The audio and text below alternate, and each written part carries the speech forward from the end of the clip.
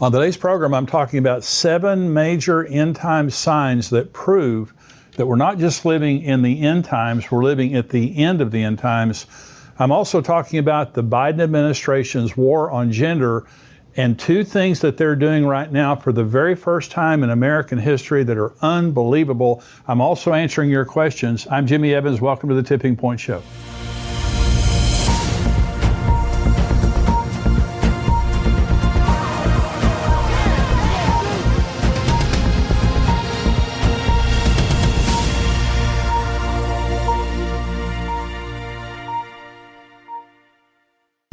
Welcome to the show today. I want to, first of all, just encourage you to subscribe to my channel if you're watching this on YouTube and like it. So the more you do that, the more people see this and the more people are able to get these messages and get the encouragement from them. But thank you for joining me today. I want to bring this message, first of all, on 7 major end times signs. Now, these are all specific to Israel, but these are all from the Word of God, and they all prove now that we're living in the end times. If you have friends, if you have family members or someone around you and they're scoffers and they scoff at the end times, these things that I'm about to tell you, these are absolutely undeniable signs that the Bible foretold thousands of years ago would happen in the last generation, and they've all happened in the last 73 years. So this is Genesis chapter 1. This is where I want to begin.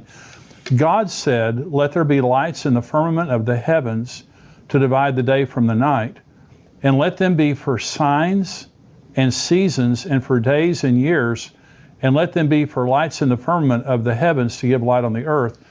And it was so. So God created the lights in the heavens, and he said, let these be for signs and for seasons. Well, the word sign in the Hebrew is the word oath, and it means a signal, a banner, something that's showing you, like a sign on the highway. You're going down the highway, and the signs on the highway tell you where you're going and how far away you are. That's exactly what signs do related to the end times. The word season is the Hebrew word moed. It means feast, like the Feast of Israel.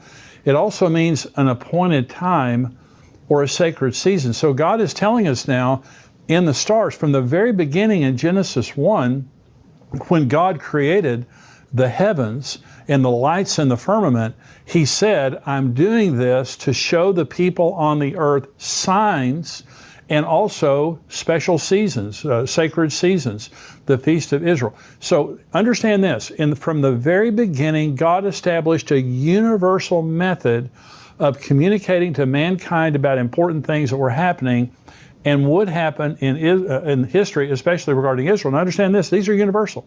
So when Jesus was born the first time, when he came to the earth the first time, there was a star that led the wise men to Bethlehem. Now the world, it was there for all the world to see. I mean, it wasn't just there for the wise men, everybody could see it. But people didn't care, or they weren't watching for it. And so the entire earth is being warned by God right now in this generation from signs in the sun, moon, and stars. This is Jesus in Luke 21 regarding the end times. There will be signs in the sun, in the moon, and in the stars, and on the earth distress of nations with perplexity, the sea and the waves roaring, men's hearts failing them from fear, and the expectation of those things which are coming on the earth, for the powers of the heavens will be shaken. There will be signs in the sun, moon, and stars. Jesus is talking about the end times. That's the context of Luke chapter 21. There's going to be signs. I'm going to be showing you things in the sun, the moon, and the stars. They're going to be pointing to my soon return. I'm going to be showing you signs. Well, the question is, have there been signs? The first 2 major end time signs I want to talk to you about are absolutely incredible things that have happened in the sun, moon, and stars in the last 73 years. Okay, remember, this is Joel now, that there's going to be signs in the sun, moon, and stars. This is Joel chapter 2, talking about the end. It says, I will show wonders in the heavens and in the earth, blood and fire and pillars of smoke. The sun shall be turned into darkness, that is a solar eclipse, and the moon into blood, before the coming of the great and awesome day of the Lord. Well, the coming of the great and awesome day of the Lord is the return of Jesus, the second coming of Jesus and the rapture. And so before that day comes, Joel says, and by the way, this is what Peter quoted in Acts chapter 2, okay, about the end times. So there's going to be blood moons and there's going to be solar eclipses, okay, in a special way. God is going to show us signs in the heavens that are revealing to us something special is happening. The question is, has it happened? Well, I want to talk about two phenomenal end time signs that have happened in the heavens that had to be God. The first are the blood moons. I don't know if you've heard about the establishment of blood moons, but by the way, a lunar eclipse is a blood moon. When the earth gets between the sun and the moon turns red. It's a blood moon. And so this is what Joel was talking about. Well, there have been 3 sets of tetrads. Now, a tetrad is a set of 4 lunar eclipses that happen back to back in 2 years on Jewish holy days. This would be on Passover. You see the graphic there right now on your screen. Now, these are the tetrad that happened in 2014, 2015. And so on Sukkot of 2014 and 15, you had a blood moon. And then, on Passover, you had a blood moon. Then on Sukkot, you had another blood moon, back to back. This is 4 lunar eclipses, blood moons, that happened over a 2-year period of time, all on Jewish holy days. Now, that happened in 1949 and 50. Remember, Israel became a nation in 1948, and the tetrad of blood moons, like you just saw there, happened in 1949 and 1950, all on Jewish holy days. Then in 1967, the Six-Day War was fought, and Jerusalem was unified. This is what Jesus prophesied in Luke 21, that they would be scattered, and then Jerusalem be trodden underfoot by Gentiles until the times of the Gentiles were fulfilled. That was fulfilled in 1967, and in 1967 and 1968, there were 4 blood moons, all on Jewish holy days. Israel becomes a nation, blood moons. The city of Jerusalem is unified, blood moons. Then in 2014 and 2015, there are 4 more blood moons, the ones you just saw, plus there was a solar eclipse in 2014 on the first day of Israel's religious calendar, and there was a partial solar eclipse on the Feast of Trumpets, okay, during the tetrads. Okay, so what is the significance of those blood moons? Well, here's what I believe. In the ones in 1949 and 1950, that was the Holy Land. The Holy Land was given back to Israel. In 1967, 1968, it was the Holy City of Jerusalem, had come back under control of Jerusalem for the first time in 2,000 years. But in 2014 and 15, a lot of people are saying, what's the significance of that? It's the Holy Temple. The activity around the temple picked up huge around 2014, 2015. And by the way, right now, the Sanhedrin is creating the anointing oil to anoint the Messiah when he comes. Everything is ready for the temple. They have all the artifacts ready for the temple, all the temple vessels. They're training priests down in the valley of Jericho. They're training priests. And so they're ready to rebuild. And this is something, and by the way, the Jews for the first time in 2,000 years are praying, legally praying on the Temple Mount and gathering there, sometimes by the hundreds or thousands. It's an amazing thing that's happened. And it started around 2014, 2015, and I believe soon we will see the rebuilding of the temple. That is a major, major end-time sign that is in the heavens. It's undeniable. You can look that up on NASA. You can look it up on different types of astronomy programs. The blood moons are real, and they haven't happened. These kinds of things don't happen now for hundreds of years at a time. So these are not regular phenomenon. A lunar eclipse is, but not a tetrad on Jewish holy days. The second major end-time sign related to the sun, moon, and stars is the Revelation 12 sign that happened on September the 23rd, 2017. Now, what I'm about to say to you is the second most important thing that has happened in my lifetime regarding the end times. Now, I was born in 1953, so I wasn't around when Israel became a nation. But I was around in 1967 when Jerusalem was reunified. That's the most important thing that's happened prophetically in my lifetime. The second most important thing was the Revelation 12 sign on September 23rd 2017. Here's the Revelation 12 sign. This is Revelation 12 describing now an end times astronomical sign that's going to happen. You see a graphic there on your screen. But this is Revelation 12. Let me read the scripture, then I'll explain the graphic to you. A great sign appeared in heaven, a woman clothed with the sun, with the moon under her feet, and on her head a garland of 12 stars. Then being with child, she cried out in labor and in pain to give birth. And another sign appeared in heaven. Behold, a great fiery red dragon, having 7 heads and 10 horns, and 7 diadems on his heads. His tail drew a third of the stars of heaven and threw them to the earth. And the dragon stood before the woman who was ready to give birth to devour her child as soon as it was born. She bore a male child who is to rule all nations with a rod of iron. And her child was caught up to God in his throne. Then the woman fled into the wilderness, where she has prepared a place by God, that they should feed her there 1,260 days. Now, this was literally fulfilled. Now, there is a prophetic fulfillment here related to Israel, but you see on the screen there, you see this graphic. Let me explain it to you. So on September 23rd, 2017, the constellation Leo was above the head of the constellation Virgo. Of course, Virgo is the Virgin, Leo is the Lion. And so the Virgin is Mary, and of course, Leo is Jesus.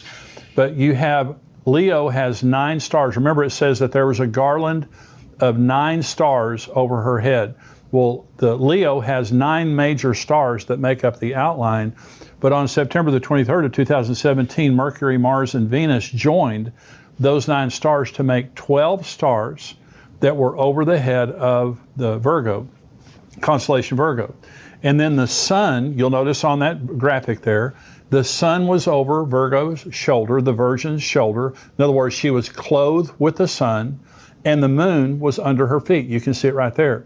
Then Jupiter, which is called the king planet, which the Jews associate with the Messiah. Now, this is extraordinary. The Jupiter entered the womb of Virgo on November the 20th of 2016 and retrograded, which means it stayed in the same place. It looked like it was staying in the same place.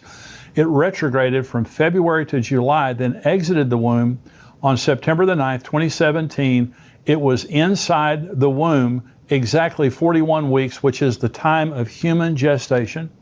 And then it came out. It came out between the legs of Virgo. It exited the legs of Virgo. And by the way, it says that the male child was caught up. That's raptured, harpazo. And this is the next graphic here. You'll see now that between the legs of Virgo, there was a red, creepy object. I mean, this is, it's incredible.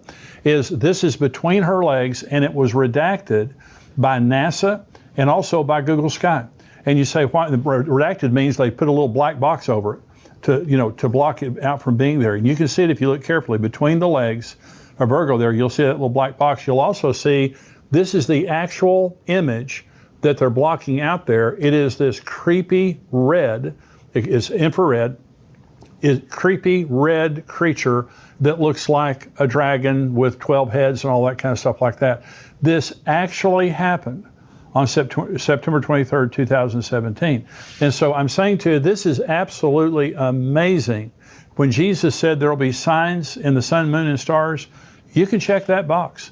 2 major end-time signs have appeared in the heavens. By the way, there's a software program called Stellarium, and this is where some of those pictures come from.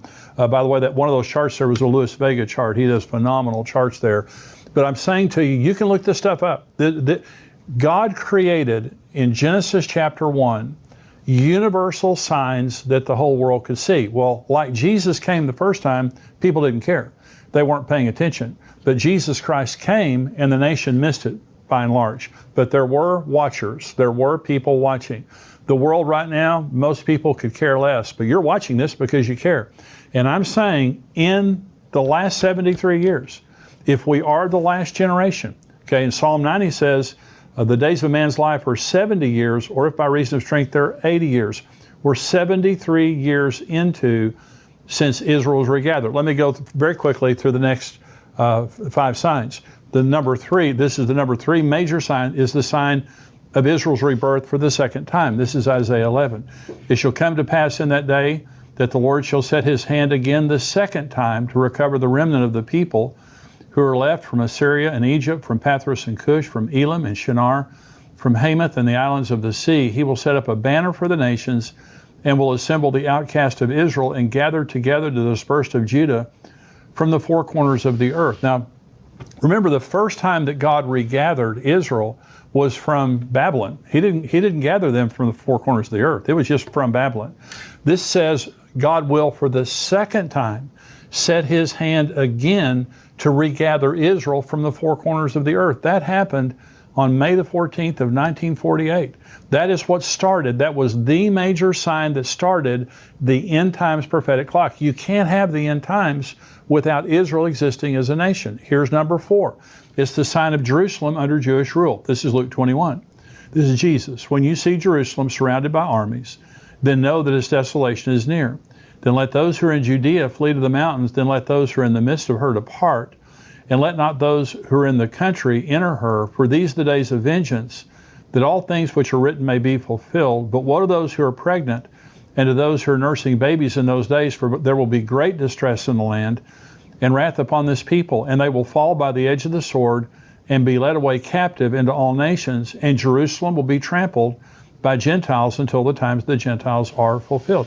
Now, Jesus prophesied that 40 years before it came to pass. By the way, Daniel also in Daniel 9 prophesied exactly the same thing, that the Jerusalem would be destroyed. But Jesus also says Jerusalem will be trodden underfoot by the Gentiles until the times the Gentiles are fulfilled. So the Roman general Titus came, he killed over 1 million Jews. He destroyed the city of Jerusalem. He destroyed the sanctuary.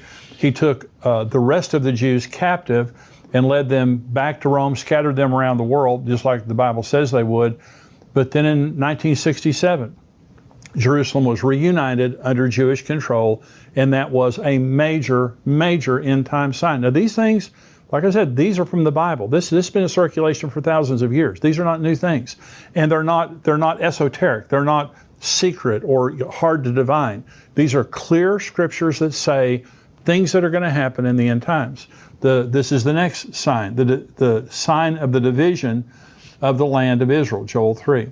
For behold, in those days and at that time, when I bring back the captives of Judah and Jerusalem, like we just said, I will also gather all nations and bring them down to the valley of Jehoshaphat. And I will enter into judgment with them there on account of my people, my heritage Israel, whom they have scattered among the nations. They have also divided up my land. I've been talking to you about the Biden administration. They're trying now to take East Jerusalem. They're trying to open a consulate in East Jerusalem for the Palestinians, which gives the Palestinians ownership of East Jerusalem. It recognizes the Palestinians as having the ownership of East Jerusalem. Israel's saying, why don't they put it over on Ramallah? Why don't they put it on the West Bank? The Biden administration says, no, we want to put it in East Jerusalem. We want to recognize the Palestinians' right to East Jerusalem. They want to take away the Golan Heights. They want to move them out of the West Bank and out of East Jerusalem where they have settlements. The land, they took away Gaza. They took away the Sinai. The land of Israel is being divided by the United States, by the United Nations. This is happening in your lifetime, and God says that he is angry, that he is going to bring all the nations down and to enter into judgment with them there at the same time. In those days and at that time, when I bring back the captives of Judah and Jerusalem, I'm going to enter into judgment with all the nations because of the way they've treated my people. They've scattered them around the nations, and they've divided up my land. And by the way, it is God's land. No man can claim that land. It is God's land. This is sign number 6. The sign of Jerusalem being the most controversial piece of property on the earth that would cause Armageddon. Jerusalem right now, in the news right now, is in the news more than any other place. It is the most difficult foreign policy issue of the entire earth. No one can solve that problem. This is Zechariah chapter 12. Behold, I will make Jerusalem a cup of drunkenness to all the surrounding people when they lay siege against Judah and Jerusalem.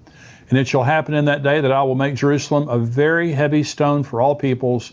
All who would heave it away will surely be cut in pieces, though all the nations of the earth are gathered against it. The last scene of human history is the entire earth coming against Jerusalem. And during the Obama administration, the United Nations was trying to impose a two-state solution on Israel. Impose means they're going to militarily impose. They're going to force Israel to give up East Jerusalem.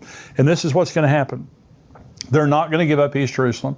The Jews have consistently said that Jerusalem is the eternal, indivisible capital of Israel. The world will hate them for that. They will continue to pressure them for that. This is happening in our news right now. You don't have to look around to make this thing happen. This is happening right now.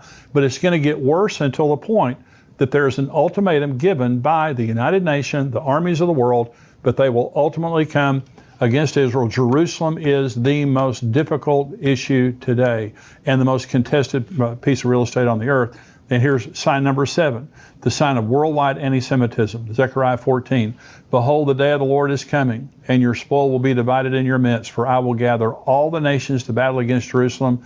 The city shall be taken, the houses rifled, the women ravished, half the city shall go into captivity, but the remnant of the people shall not be cut off from the city. Then the Lord will go forth and fight against those nations as he fights in the day of battle. Jerusalem, Israel right now, the Jewish people, they're persecuted all over the world. This is the most persecuted group of people in the history of the world.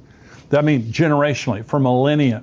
Right now in France, tremendous anti-Semitism in France, Germany, the EU in general. Also in the United States, college campuses, many cities around America, there is increasing anti-Semitism. This is a major sign of the end times. So I've just told you about 7 major signs that have already happened.